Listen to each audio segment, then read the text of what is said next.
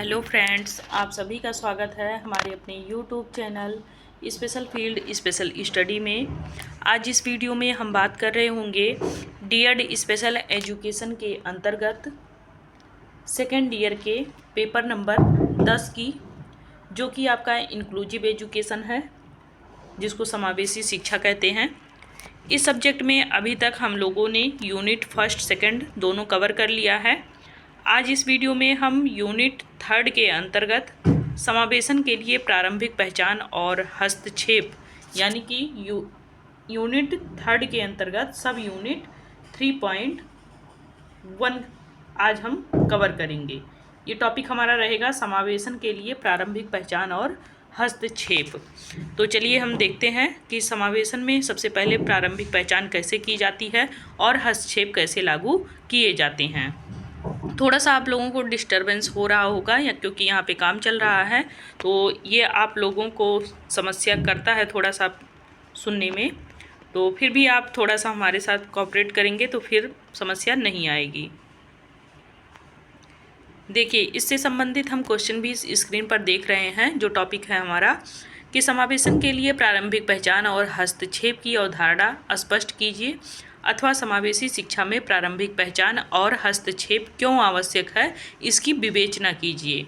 या फिर इसी प्रश्न को घुमा के ये कह सकता है कि समावेशन को प्रभावी बनाने के लिए प्रारंभिक पहचान और हस्तक्षेप की प्रक्रिया का उल्लेख कीजिए। तो कुल मिलाकर के आपको ये जानना है कि प्रारंभिक पहचान और हस्तक्षेप क्या होता है समावेशन के अंतर्गत। तो समावेशन शिक्षा एक महत्वपूर्ण पहलू होता है जिसमें विशेष रूप से जो दिव्यांग बच्चे होते हैं या फिर मानसिक या शारीरिक रूप से जो अस्वस्थ बच्चे होते हैं या समस्याओं से जो ग्रसित बच्चे होते हैं या पीड़ित बच्चे होते हैं या अन्य बच्चों के लिए एक समान शिक्षा अवसर प्रदान किया जाता है इन बच्चों को। तो इसी को हम क्या कहते हैं, समावेशन।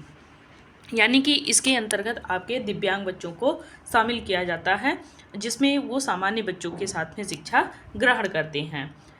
इसमें सभी बच्चे, चाहे वो किसी भी सामाजिक परिस्थिति से या शारीरिक मानसिक पृष्ठभूमि से हों, समान रूप से शिक्षा प्राप्त कर सकते हैं। समावेशन की प्रक्रिया में प्रारंभिक पहचान और हस्तक्षेप जो है, ये दोनों अपनी महत्वपूर्ण भूमिका में होते हैं और इन दोनों का कह लीजिए कि शुरुआत से ही अपना एक स्थान होता है। क्योंकि किसी भी बच्चे में अगर दिव्यांगता आ रही है तो सबसे ज़्यादा ज़रूरी ये होता है कि उसको जल्द से जल्द पहचान कर लिया जाए और जल्द से जल्द उसका निवारण किया जाए। तो समावेशन शिक्षा का आधार क्या होता है, ये हम जानेंगे। समावेशन शिक्षा का उद्देश्य ये सुनिश्चित करता है कि सभी बच्चों को समान अवसर और अधिकार मिलें, चाहे वे किसी भी पृष्ठभूमि से हों, चाहे किसी भी समाज से हों, किसी भी वर्ग से आ रहे हों, उनको समान शिक्षा का अवसर प्राप्त करने का यहाँ पे अधिकार दिया गया है। समावेशन का प्रमुख लक्ष्य ये होता है कि हर बच्चा अपनी शैक्षिक, सामाजिक और भावनात्मक जो क्षमताएं हैं उसको पूरी तरीके से विकसित कर सके। और समावेशन में बच्चों की विविधता का भी सम्मान किया जाता है, यानी कि हर बच्चे का यहाँ पे सम्मान किया जाना चाहिए, चाहे वो किसी भी दिव्यांगता से हो, किसी भी पृष्ठभूमि से हो, किसी भी लिंग, जाति, धर्म या समुदाय से बिलोंग करता हो, उसके साथ किसी भी प्रकार का कोई भी भेदभाव नहीं किया जाना चाहिए। उसको गुणवत्तापूर्ण शिक्षा मिले और बाधा मुक्त शिक्षा मिले और उसको भी मुख्य धारा से जोड़ा जा सके, इसके लिए उसके सभी जो बचे हुए स्किल्स होते हैं उसको डेवलपमेंट किया जाता है। इसके अंतर्गत प्रारंभिक पहचान और हस्तक्षेप की अवधारणा विशेष रूप से महत्वपूर्ण होता है, क्योंकि ये बच्चों की ज़रूरतों को समय रहते पहचानने और उनकी समस्याओं का समाधान खोजने में कहीं ना कहीं मदद करती है। अब हम बात करेंगे प्रारंभिक पहचान की। तो प्रारंभिक पहचान का मतलब ये होता है कि बच्चों में किसी भी प्रकार की दिव्यांगता हो, शारीरिक या मानसिक संबंधी उनमें समस्या देखने को मिल रही हो या सीखने में कठिनाई हो रही हो, उसको जल्द से जल्द पहचान कर लेना। और यह बहुत आवश्यक होता है कि बच्चों की समस्याओं को पहले ही पहचाना जाए, ताकि समय रहते उन्हें आवश्यक रूप से सहायता या कह लीजिए जो संसाधन उन्हें आवश्यक है वो संसाधन उनको उपलब्ध किया जा सके। अब प्रारंभिक पहचान का महत्व क्या होता है ये हम जानेंगे। तो सबसे पहले हम बात करेंगे समस्याओं की समय पर पहचान करने की, क्योंकि समय रहते अगर आप उस चीज़ को पहचान लेते हैं तो वैसे ही आप उसका निवारण भी करेंगे, उस समस्या का हल आप निकालेंगे और वो जल्द से जल्द ठीक भी हो जाएगा। तो बच्चों को मानसिक या शारीरिक या व्यवहारिक रूप से अगर समस्याएं शुरू हैं, उनमें कुछ दिक्कतें दिखाई दे रही हैं, तो उसकी पहचान की जाए तो ही उसका उपचार या सहायता हम कर सकते हैं और जल्द से जल्द इस प्रक्रिया को हम लागू कर सकते हैं।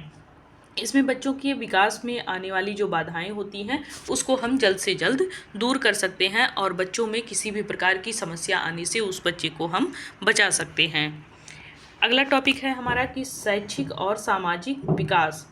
तो यदि किसी बच्चे को प्रारंभ में ही किसी भी प्रकार की कठिनाई का सामना करना पड़ रहा है तो उसे समय पर सहायता देने और शैक्षिक और सामाजिक विकास सामान्य रूप से उसका हो सके, इसके लिए समावेशन की प्रक्रिया का मुख्य उद्देश्य ये होता है कि उस बच्चे को प्रारंभ में पहचान करके उसकी कठिनाइयों को आप दूर करें।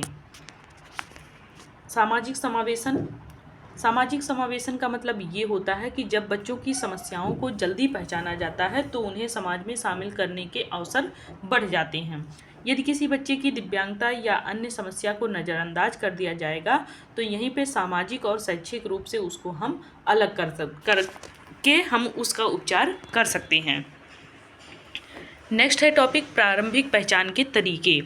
तो शिक्षकों का इसमें अवलोकन देखा जाता है सबसे पहले कि शिक्षकों को बच्चों के व्यवहार, सीखने की जो गति होती है उनकी, या अन्य जो व्यक्तिगत लक्षण होते हैं उस पर उनको ध्यान देना चाहिए।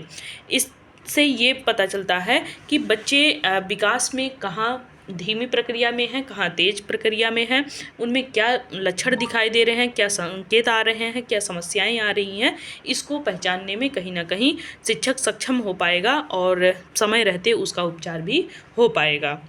मानसिक और शारीरिक स्वास्थ्य की स्क्रीनिंग की बात करते हैं तो यहाँ पे बच्चों के शारीरिक और मानसिक स्वास्थ्य की जो नियमित स्क्रीनिंग होती है या प्रारंभिक पहचान होता है, इसका एक ये तरीका होता है कि नियमित रूप से इसकी स्क्रीनिंग की जाए। बच्चों को दृष्टि, श्रवण और उसका जो मोटर स्किल्स होता है उसकी जांच की जाए और जो दिव्यांगता है या विकास में कोई रुकावट आ रही है तो उसका समय रहते पता चल जाए और उसका निवारण किया जा सके। नेक्स्ट टॉपिक है हमारा यहाँ पे मूल्यांकन परीक्षण। तो मूल्यांकन परीक्षण में क्या होता है कि यह परीक्षण बच्चों के मानसिक और शारीरिक जो विकास है उसको मापने के लिए उपयोग किया जाता है। इन परीक्षणों के जरिए ही किसी भी प्रकार के विशेष शैक्षिक या मानसिक स्वास्थ्य के मुद्दों का पता लगाया जा सकता है।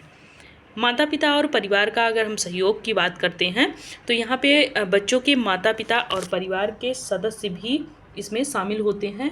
वो भी बच्चों की समस्या को जल्दी पहचानने में मदद कर सकते हैं।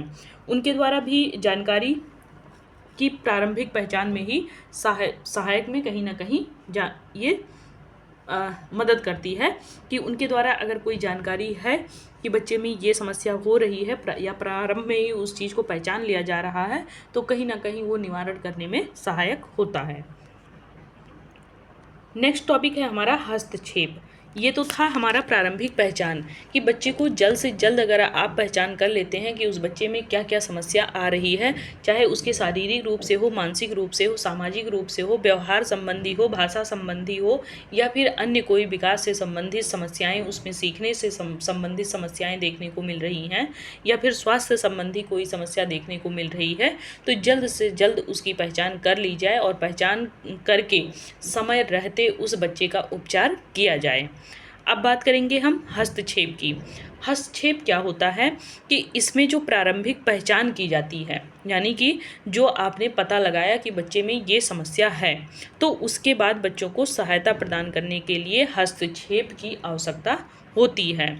हस्तक्षेप का मतलब ये होता है कि किसी बच्चे की विशेष आवश्यकता के आधार पर ही उसको उपयुक्त सहायता दी जाए और संसाधन उसके लिए उपलब्ध कराया जाए ताकि वो भी अपने शैक्षिक और जो व्यक्तिगत विकास है उसमें वो सफलता प्राप्त कर सके। हस्तक्षेप का उद्देश्य बच्चों की कठिनाइयों को दूर करना और उन्हें समाज और शिक्षा प्रणाली में समान रूप से समाहित करना होता है। नेक्स्ट पॉइंट है हमारा विकासात्मक समर्थन। बच्चों को अपनी समस्याओं का समाधान जल्दी मिल जाए, इसके लिए विकासात्मक सहायता प्रदान की जानी चाहिए। जिसमें शैक्षिक, मानसिक, सामाजिक विकास को बढ़ावा देने वाली जो गतिविधियां हैं इनको शामिल किया जाता है। व्यक्तिगत शिक्षा योजना की बात करते हैं तो यह योजना बच्चों की विशिष्ट ज़रूरतों के आधार पर तैयार की जाती है। इसमें बच्चों के लिए अनुकूलन, अतिरिक्त सहायता और विशेष शिक्षक की आवश्यकता की भी पहचान इसमें की जाती है।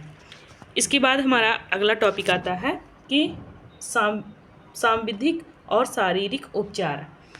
कुछ बच्चों को शारीरिक उपचार या मानसिक उपचार की आवश्यकता होती है। ये हस्तक्षेप बच्चों को उनकी समस्याओं से निपटने में मदद करते हैं। समावेशी कक्षाएं। अब समावेशी कक्षा क्या होता है? समावेशी कक्षा ये सुनिश्चित करता है कि बच्चों को उनके समकक्ष बच्चों के साथ में एक ही कक्षा में पढ़ने का अवसर मिले, ताकि वे सामाजिक रूप से भी जुड़ सकें और एक समान शैक्षिक अनुभव प्राप्त कर सकें। इसका मतलब ये है कि यहाँ पे दिव्यांग बच्चों को सामान्य बच्चों के साथ एक ही छत के नीचे एक ही कक्ष में उनको शैक्षिक स्थिति में लाया जाए या शिक्षा ग्रहण कराया जाए और उनको भी उस कक्ष में पढ़ने का अवसर दिया जाए, ताकि उनके साथ किसी भी प्रकार का सामाजिक भेदभाव ना हो। अब हम बात करेंगे हस्तक्षेप के प्रकार। अभी तक आप लोगों ने प्रारंभिक पहचान के बारे में जाना और हस्तक्षेप के बारे में। अब हम जानेंगे हस्तक्षेप के प्रकार क्या होते हैं। सबसे पहले आपका इसमें आता है शैक्षिक हस्तक्षेप। शैक्षिक हस्तक्षेप में बात करते हैं कि बच्चों की जो शैक्षिक कठिनाइयाँ होती हैं इसका समाधान करने के लिए जो हम उपचार या उपाय करते हैं वो हमारा शैक्षिक हस्तक्षेप कहलाता है। ये विशेष शिक्षण विधियाँ या अतिरिक्त समय या व्यक्तिगत रूप से कक्षा के बाहर अतिरिक्त सहायता प्रदान करना ही इसमें शामिल होता है। जैसे कि किसी बच्चे को जो कि दिव्यांग है, अगर उसको पढ़ने में या समझने में कठिनाई महसूस हो रही है तो आप उसको अलग से समय दीजिए और एक्स्ट्रा टाइम दे करके आप उस बच्चे को समझाएंगे तो फिर उस बच्चे को समझ में आ जाएगा, या व्यक्तिगत रूप से उससे मिल करके उस बच्चे को बताएंगे तो उस बच्चे को समझने में आसानी होगी। दूसरा प्रकार ये होता है कि सामाजिक और भावनात्मक हस्तक्षेप। तो सामाजिक और भावनात्मक हस्तक्षेप का मतलब ये होता है कि यहाँ पे सामाजिक और भावनात्मक समस्याओं को सुलझाने के लिए सामाजिक और भावनात्मक हस्तक्षेप यहाँ पे किया जाता है।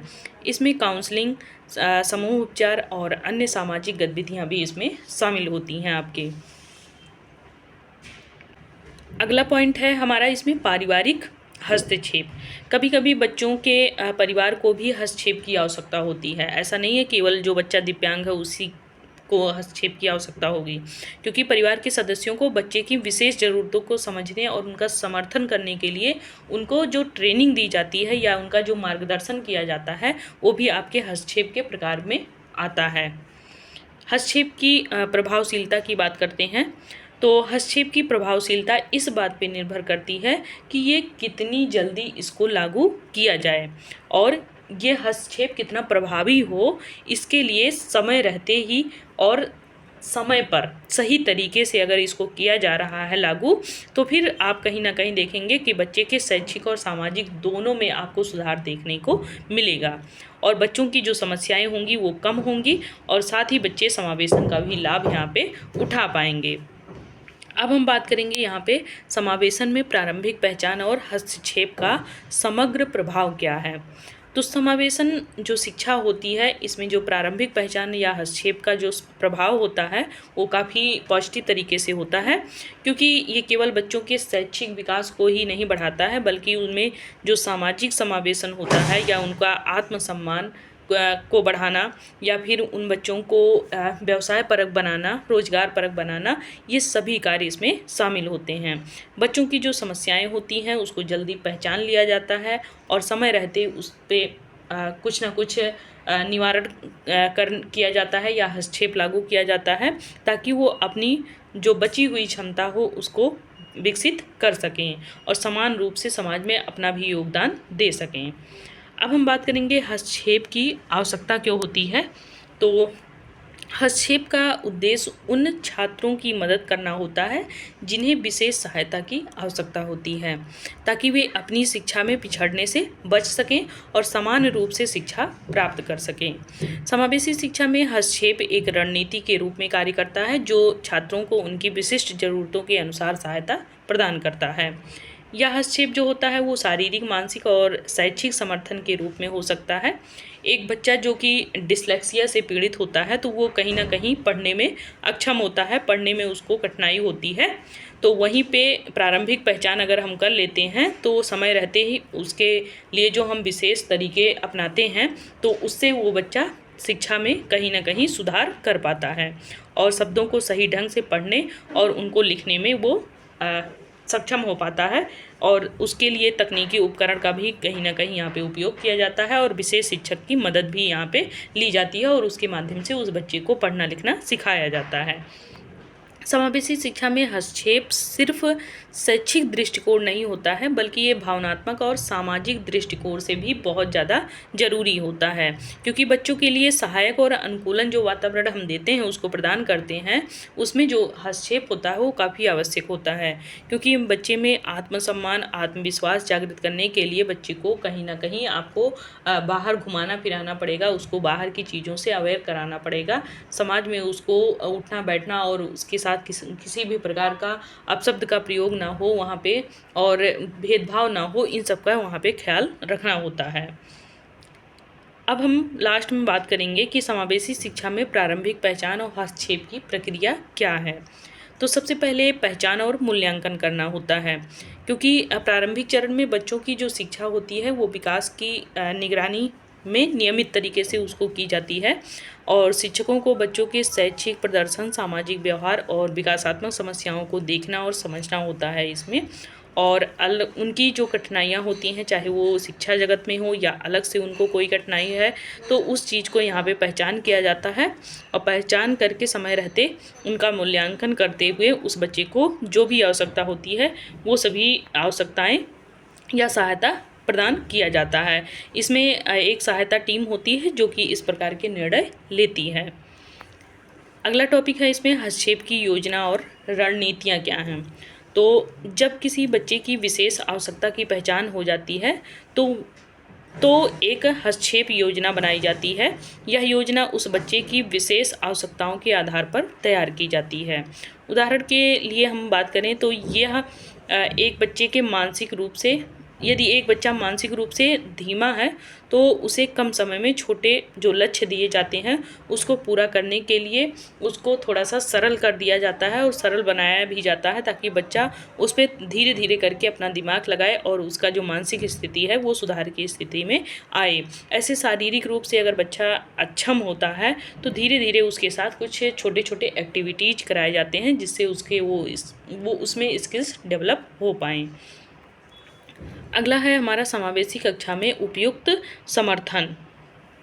तो समावेशी कक्षा का एक महत्वपूर्ण उद्देश्य ये भी होता है कि सभी बच्चे, भले चाहे उनके पास शारीरिक या मानसिक चुनौती हो, चाहे वो शारीरिक रूप से अक्षम हो और चाहे वो मानसिक रूप से अक्षम हो, वे सामान्य शिक्षा में भाग ले सकते हैं। उनके साथ किसी भी प्रकार का भेदभाव नहीं होगा।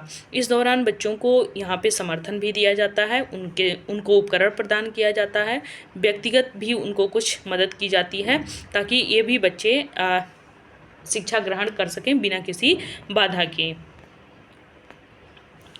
अब हम बात करेंगे प्रगति की निगरानी और मूल्यांकन। समावेशी शिक्षा में ये सुनिश्चित करना होता है कि हस्तक्षेप जो है वो प्रभावी है और बहुत ज़रूरी भी है, क्योंकि बच्चों की जो प्रगति होती है उसको हम जब निरंतर देख रहे होते हैं, उसका आकलन कर रहे होते हैं, तो उसमें जो कुछ चीज़ें हमें ऐसे लग रही होती हैं कि इसमें बच्चा धीमी प्रक्रिया में है, तो उस चीज़ को हम वहाँ पे सुधार करते हैं और उसका सुधार करना ही वहाँ पे मूल्यांकन कहलाता है। क्योंकि जब आप उस चीज़ को अच्छे से वहाँ पे निगरानी में अपने करवाते हैं बच्चे को कोई भी एक्टिविटी या उस चीज़ पे उसके हर एक पक्ष पे जब निगरानी कर रहे होते हैं, वही उसका मूल्यांकन कहलाता है। अब हम समाज में समावेशन की बात करेंगे तो इन बच्चों का प्रारंभिक पहचान करके हस्तक्षेप की जो प्रक्रिया हम लागू करते हैं, इससे बच्चों को समाज में बेहतर तरीके से हम समाहित करने में मदद करते हैं। और समाज में जब बच्चे समावेशी शिक्षा में हिस्सा लेते हैं तो उनका आत्मविश्वास बढ़ता है, क्योंकि जब बच्चा जो दिव्यांग होता है वो सामान्य बच्चों के साथ में जब वहाँ पे शिक्षा ग्रहण करता है और उसके साथ किसी भी प्रकार का भेदभाव नहीं होता है, तो वो उस बच्चे में पॉजिटिविटी ज़्यादा देखने को मिलती है। तो इसी के साथ में हमारा ये जो टॉपिक है वो समाप्त होता है। काफ़ी तेज़ी से आप लोगों को पढ़ाया गया क्योंकि बहुत ज़्यादा कुछ इस यूनिट में नहीं था, तो इसलिए आप लोगों को तेज़ी से ये सारी चीज़ें समझाई गई। आई होप आप लोग हस्तक्षेप और जो आपका प्रारंभिक पहचान है, दोनों टॉपिक अच्छे से समझ में आ गया होगा। आप लोगों को नहीं समझ में आया होगा तो आप लोग कमेंट बॉक्स में कमेंट डालिएगा, आपको फिर से हम समझा देंगे। बाकी काफ़ी आसान टॉपिक है ये, तो आप लोगों को वैसे भी एक बार केवल सरसरी निगाह से पढ़ना ही है, आपको अच्छे से समझ में ये चीज़ें आ जाएंगी। और आप लोग अब लापरवाही ना करें, जल्द से जल्द आप लोग वीडियोज वगैरह दे करके कुछ तो कम से कम 10 से 20% तो ये पढ़ाई यहीं अभी से स्टार्ट कर दें, क्योंकि आगे चल करके आपको फिर समस्या हो जाएगी। तो अभी इस वीडियो में मात्र इतना ही। नेक्स्ट वीडियो में हम मिलेंगे 3.2 टॉपिक लेकर के। तब तक के लिए बहुत बहुत धन्यवाद। आप लोग इसका PDF लेना चाहते हैं तो आप हमारे Telegram channel special field special study Telegram channel से जुड़ सकते हैं। और अभी नए हैं इस चैनल पे तो आप हमारे चैनल को सब्सक्राइब कर सकते हैं, लाइक भी करें और कमेंट बॉक्स में हमें बताएं कि वीडियो आपको कैसी लग रही है, आपके लिए कितना हेल्पफुल है, ये भी हमें बताएं। तब तक के लिए बहुत बहुत धन्यवाद।